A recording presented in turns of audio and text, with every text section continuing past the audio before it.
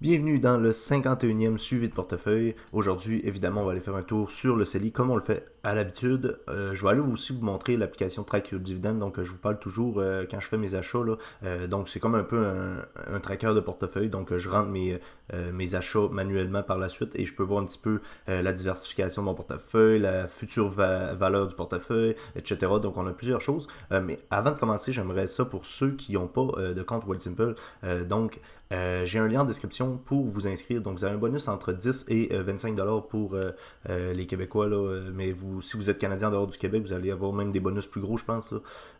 Si vous cliquez sur le lien, vous allez arriver sur cette page-là. Donc, juste à entrer votre adresse courriel, ça va ensuite vous cliquez sur commencer. Ça vous dirige vers la page d'accueil. Donc, vous avez juste à déposer, je pense, 1$ dans un compte. Puis, vous avez une récompense de 10 à 25$. Donc, ça vaut vraiment la peine.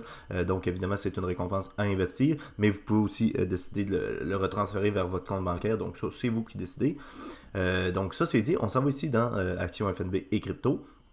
Évidemment, moi, j'ai pas de crypto sur ce compte-là. Donc, mes cryptos, c'est à part. Mais j'ai des actions et des FNB. Donc, on va aller voir ça ensemble.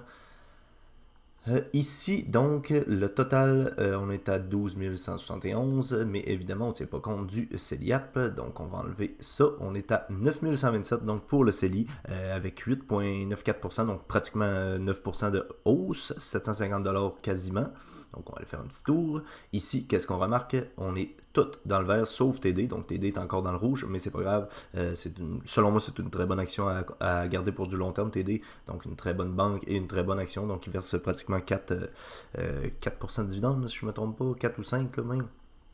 Donc, on est près du 4,69. Donc, ça, c'est super bon, mais il ne faut pas juste regarder ça. Il faut aussi regarder la valeur. Là. Mais on voit que sur les 5 dernières années, on est à plus 13%. Donc, ça va. Sur un an, on est à moins 10%. Bon, la dernière année était assez dure avec tout ce qui est arrivé concernant les banques, mais c'est pas grave. Je continue d'en accumuler tranquillement.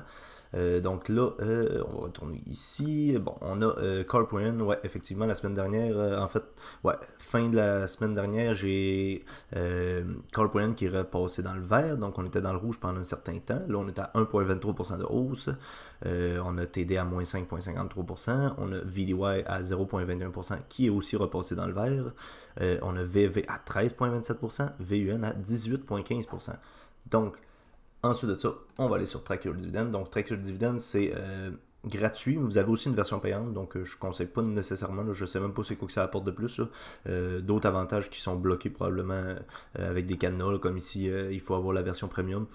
Que moi, je vous conseille pas vraiment, mais vous avez la version gratuite Track Your Dividend. Donc là, ici, 9129, c'est évidemment donc les actions que je rentre manuellement, donc de ce portefeuille-là. Là, on voit 9126, 9129, donc il y a un léger décalage, mais c'est le même portefeuille.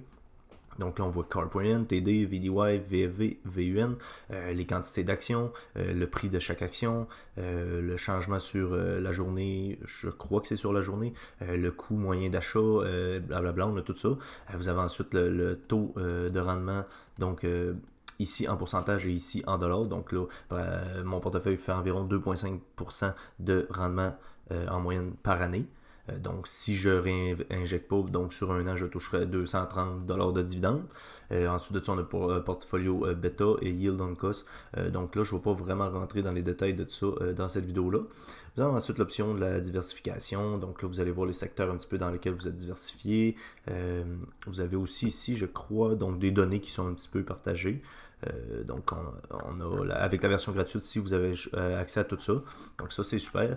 Ensuite de ça, vous pouvez voir un petit peu les futurs dividendes que vous allez recevoir. Donc là, on peut voir que la moyenne de dividendes que je reçois par mois dans l'année, c'est donc 19$ en moyenne. Mais évidemment, il y a des mois qui vont toucher, où je vais toucher plus et des mois où je vais toucher moins. Donc là, par exemple, février, 8$ et on a janvier, 27$. Et ça, pourquoi? C'est parce qu'il y a des actions ou des FNB qui payent leurs dividendes aux 3 mois, comme TD et VFV dans mon portefeuille.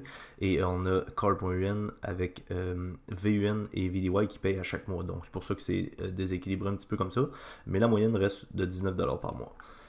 Ensuite de ça, l'option dont je préfère pour cet outil Track Your Dividend ici, c'est la future value. Donc, vous pouvez faire une estimation de future valeur de votre portefeuille, donc comme une calculatrice d'intérêt composé un petit peu.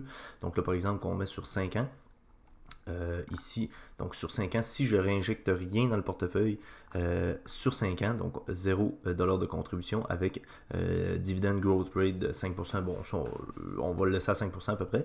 Puis là, on parle de 3% d'appréciation par année.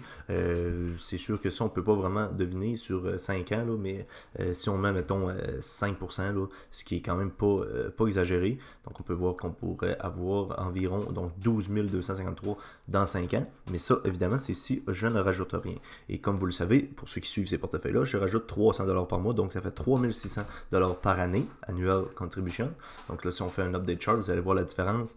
Donc ici, on est à 28 714, donc sur 5 ans, avec 300$ de réinjecté par mois, avec une appréciation de 5%. Et là, si on met une appréciation de 7% sur 10 ans, donc pratiquement 10 ans d'investissement encore, on va voir qu'on est à 68 000. Donc, ça, c'est approximatif, là. Évidemment, ça, c'est si je ne sors pas de l'argent pour d'autres projets financés, par exemple, un investissement immobilier ou d'autres choses. Mais ça fait quand même en sorte qu'on peut avoir ces genres de graphiques-là qui sont super cool à utiliser. Vous pouvez changer les données ici. Donc, c'est hyper intéressant. Donc, j'espère que la vidéo vous a plu. N'hésitez pas à laisser un j'aime, à vous abonner pour suivre ces portefeuilles, ces suites de portefeuilles-là, pardon. N'hésitez pas aussi à laisser un commentaire sur des sujets de vidéos que vous aimeriez voir. Et nous, on se revoit la semaine prochaine. D'ici là, prenez soin de vos investissements. Bye.